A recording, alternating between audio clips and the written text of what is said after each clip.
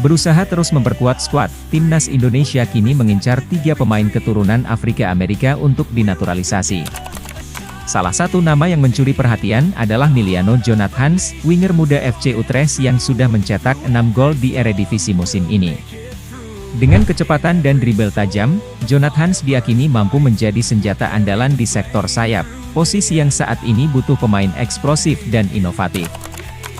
Selain Jonathans, Tristan Gojjer juga masuk dalam radar. Bek muda dari Akademi Ajax ini dikenal sebagai pemain bertahan tangguh dengan duel udara yang kuat. Jika naturalisasinya berjalan lancar, lini belakang timnas akan semakin kokoh. Tak ketinggalan, Jayden Oosterwolde dari Fenerbahce turut masuk daftar. Berpengalaman di Liga Champions dan memiliki kemampuan bertahan serta menyerang yang seimbang, Oosterwolde bisa menjadi aset berharga bagi skema permainan Garuda. Ambisi PSSI dalam mendatangkan pemain dari Liga Top Eropa, menjadi bukti keseriusan meningkatkan kualitas timnas. Meski proses naturalisasi tak selalu mudah, mulai dari aspek administrasi, hingga adaptasi budaya optimisme tetap tinggi. Jika semua berjalan sesuai rencana, ketiga pemain ini bisa segera mengenakan seragam merah putih dan membantu Indonesia bersaing di kualifikasi Piala Dunia 2026.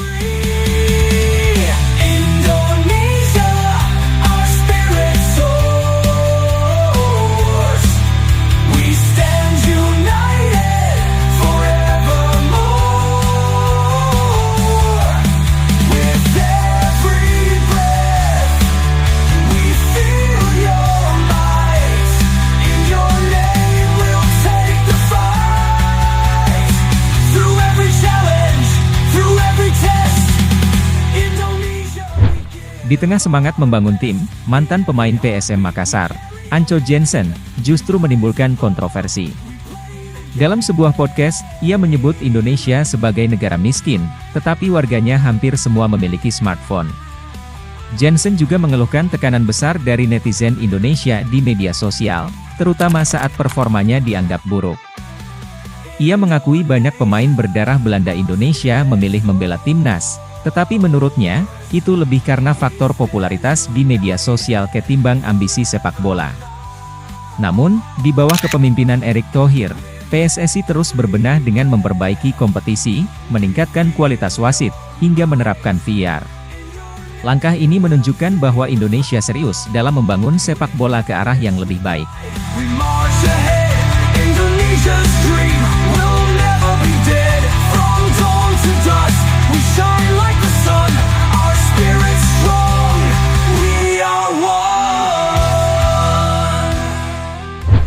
Jelang 2 laga terakhir grup C kualifikasi Piala Dunia 2026, Indonesia masih dihadapkan pada tantangan di lini depan.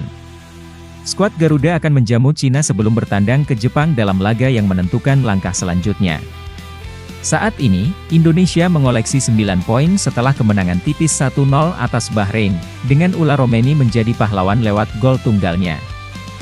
Meski tampil cukup baik, Romeni masih dianggap belum ideal sebagai ujung tombak utama. Legenda Liga Indonesia, Christian Carrasco, menilai Indonesia membutuhkan striker yang lebih komplit, kuat, tinggi, dan mampu memanfaatkan umpan silang dengan sundulan. Ia membandingkan kebutuhan timnas saat ini dengan sosok striker tajam seperti Budi Sudarsono, Boaz Solosa, atau Kurniawan Dwi Yulianto yang punya kecepatan dan insting gol mematikan. Carrasco juga menyarankan agar striker lokal seperti Ramadan Sananta, Hoki Caraka, dan Septian Bagaskara diberi kesempatan lebih banyak. Sananta misalnya, memiliki postur tinggi dan keberanian duel 1 lawan 1 yang menjanjikan, tetapi masih butuh lebih banyak menit bermain. Dengan pemanfaatan pemain yang lebih baik, timnas Indonesia bisa lebih kompetitif menghadapi lawan-lawan berat.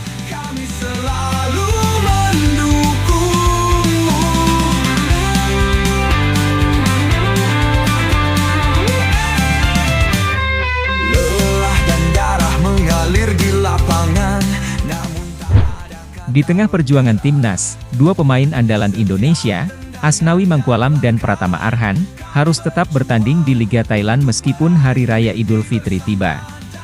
Tidak seperti pemain di Liga Indonesia yang mendapat libur, keduanya langsung kembali membela klub masing-masing setelah jeda internasional. Asnawi, yang bermain untuk Port FC, tidak dipanggil Patrick Kluivert ke timnas, sementara Arhan masuk dalam daftar skuad profesional, tetapi belum tampil dalam 2 laga terakhir. Pada pertandingan pertama setelah jeda, Asnawi tampil penuh saat Port FC menghadapi Lampung Warrior. Sayangnya, mereka harus menelan kekalahan dramatis 2-3 akibat kebobolan di menit akhir. Sementara itu, Arhan tampil di babak kedua saat Bangkok United meraih kemenangan telak 5-0 atas Hokkien United. Hasil ini memperkokoh posisi Bangkok United di peringkat 2 klasemen, sementara Port FC masih tertahan di posisi 5.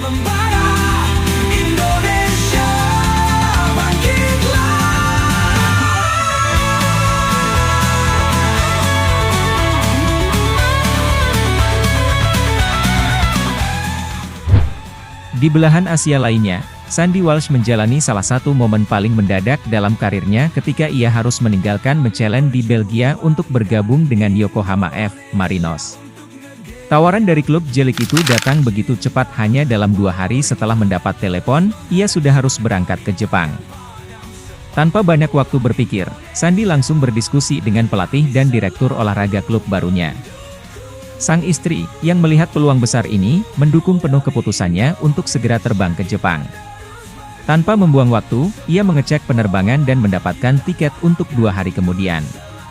Dengan segala persiapan yang serba kilat, ia pun memulai petualangan baru di Jelik.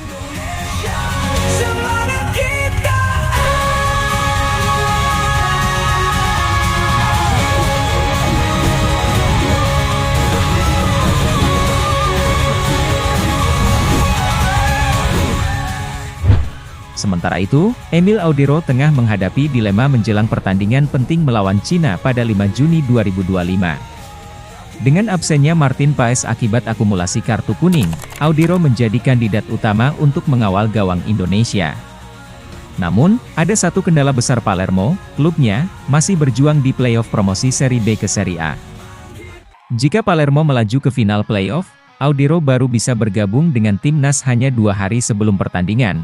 Situasi yang serupa dengan yang dialami Jay Itzes tahun lalu. Kala itu, Itzes terlambat bergabung karena final playoff, dan akhirnya tak dimainkan dalam laga melawan Irak yang berakhir dengan kekalahan 0-2.